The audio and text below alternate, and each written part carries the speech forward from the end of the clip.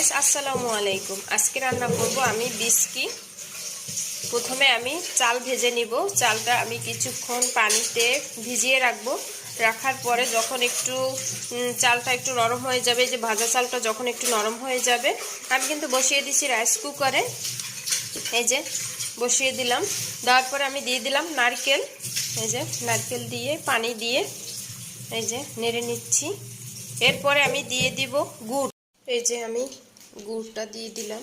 এই যে গুড় দেওয়ার পরে আমি দিয়ে দিব লবণ স্বাদ মতন, যতটুকু লাগে আর কি। দিয়ে দিলাম আমি লবণ স্বাদ মতন। এই যে আমার সবগুলো উপাদান দেওয়া শেষ। এখন আমি এই যে ঢাকনা দিয়ে ঢেকে দিলাম। এই যে আমার বিস্কি হয়ে গেল। দেখেন কত সুন্দর কালারটা চলে আসছে এবং খেতে কিন্তু খুবই সুস্বাদু। এই যে বিস্কিটটা খাওয়ার জন্য আমি এখন বেড়ে নিলাম। আমার ননদ আর আমি খাচ্ছি। দেখেন টেস্ট কেমন? অনেক মজা, অনেক মজা।